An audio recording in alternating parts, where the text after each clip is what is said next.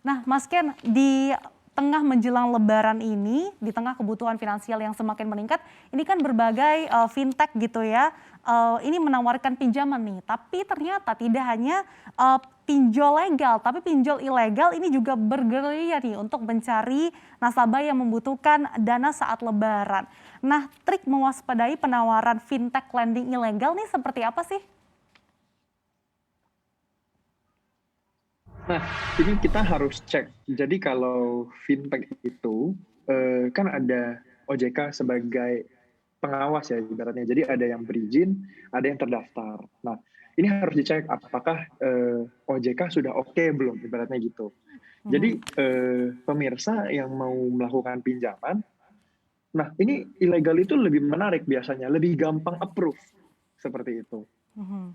Nah, tapi resikonya apa? Resikonya ya juga dengan tadi data kita pasti kan masuk, data kita masuk, terus dia minta izin aksesnya apa lagi seperti itu. Sebenarnya kalau boleh dibilang untuk melakukan pinjaman lebih baik kita cari yang lebih aman. Nah, secara izin apakah sudah berizin, sudah terdaftar seperti itu. OJK sudah oke atau belum? Oke, jadi memang kita harus cari legalitasnya ya, Mas Ken.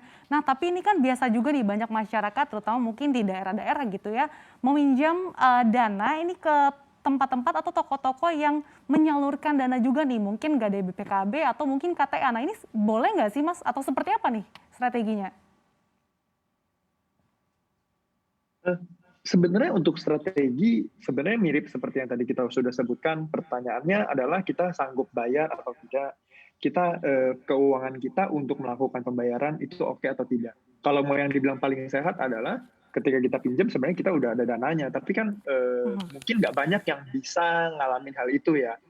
Nah, mhm. ketika kita mau melakukan pinjaman, sebenarnya kita tahu ketika duit itu cair kita mau pakai buat apa aja.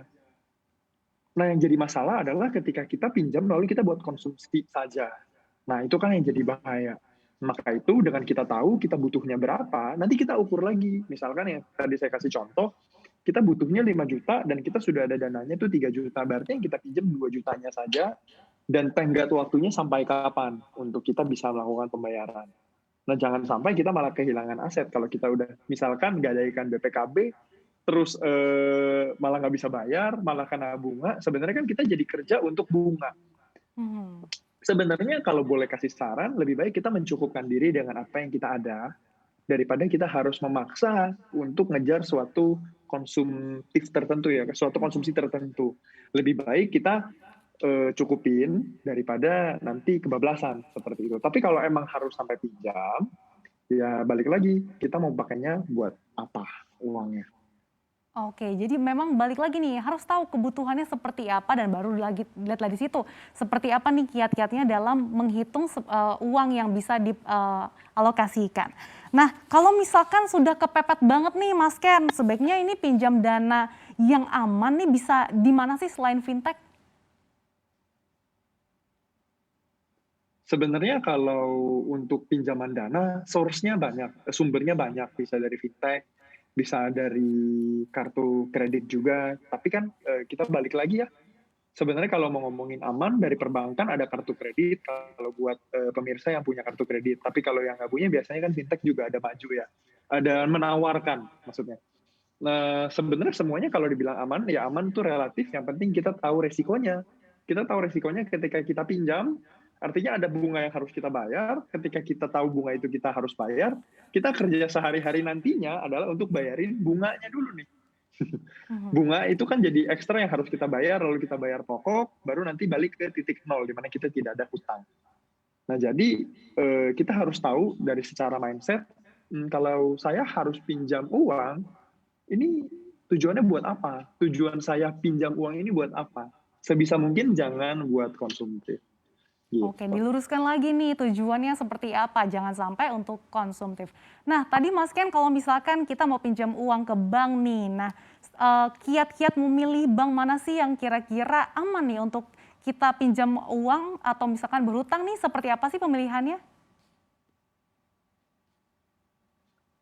Setiap bank ada regulasinya masing-masing ya, lebih tepatnya ada bunganya masing-masing. Jadi Mhm, kayak kalau kayak saya pernah ditawarin Sering tuh dapat kan telepon dari kartu kredit, dari KTA dengan bunga yang rendah. Nah, kalau saran saya adalah kita cross check kepada yang nawarin ini, kita cross check benar atau tidak gitu. Nah, kalau emang benar ketentuannya seperti apa? Kalau telat misalkan jatuh tempo, maka konsekuensinya apa? Mhm. Kita jangan cuman fokus sama uangnya, uang cairnya jangan fokus di situ, tapi kita fokus sama risikonya apa aja dan yang terburuknya apa ketika terjadi resiko tersebut, maka apa yang terjadi. Jadi kita berusaha untuk lebih terbuka, bukan cuman sama pilihan uang yang cepatnya doang, dan kita cari tahu resikonya dan kita bandingkan ke beberapa lembaga atau brand lainnya seperti itu. Oke, ini memang harus dilihat lagi nih, resiko terburuk seperti apa. Jadi jangan cuma duitnya aja yang cair ya Mas Ken. Nah Mas Ken, ini kita sudah ada pertanyaan yang terpilih lagi nih. Jadi redaksi CNBC Indonesia telah memilih pemirsa yang mengajukan pertanyaan melalui Instagram CNBC Indonesia. Dan pertanyaan terpilih ini dari @yongliwang. Pertanyaannya, apakah ada fasilitas pinjaman uang untuk lebaran dengan bunga yang terjangkau? Nah, sebelum dijawab langsung nih sama Mas Ken, kami ucapkan selamat ya untuk penanya yang terpilih karena mendapatkan brizi senilai Rp500.000 dan nanti tim CNBC Indonesia akan menghubungi Anda ya. Baiklah Mas Ken, silakan langsung saja dijawab pertanyaannya. Apakah ada fasilitas pinjaman uang untuk lebaran dengan bunga yang terjangkau? Nah, bunga yang terjangkau ini saya rasa relatif. Setiap Mhm. orang punya pengukurannya masing-masing ya untuk bunga yang terjangkau di angka berapa dan kemampuan bayar masing-masing yang berbeda. Jadi jurus yang paling ampuh sebenarnya adalah kita bandingin. Jadi emang kita sebagai peminjam, kita juga harus rajin untuk membandingkan brand A dengan brand lainnya. Jadi misalkan ada ABC ya, kita harus cari tahu ABC itu bagaimana konsekuensinya, bagaimana resikonya, dan berapa bunganya supaya kita bisa pilih yang paling rendah.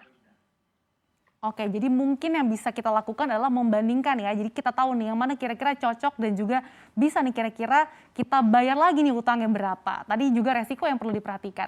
Nah, Mas Ken, biasanya lebaran ini meskipun kita sudah hitung-hitung ulang nih kira-kira kebutuhannya seperti apa. Tapi ternyata ada saja pengeluaran yang tidak terduga nih.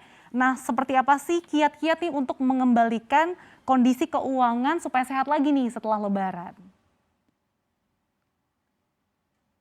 Nah, kalau untuk sehat lagi setelah lebaran, ada prinsip yang saya pakai itu adalah apa yang bisa kita ukur, bisa kita tingkatkan. Jadi pertanyaan baliknya adalah untuk pemirsa ini, apakah Anda mengukur atau tidak pengeluarannya? Mhm. Jadi sangat dianjurkan untuk, ayo kita coba ukur yuk pengeluaran kita berapa. Setiap kita ada melakukan pengeluaran di saat lebaran, kita catat.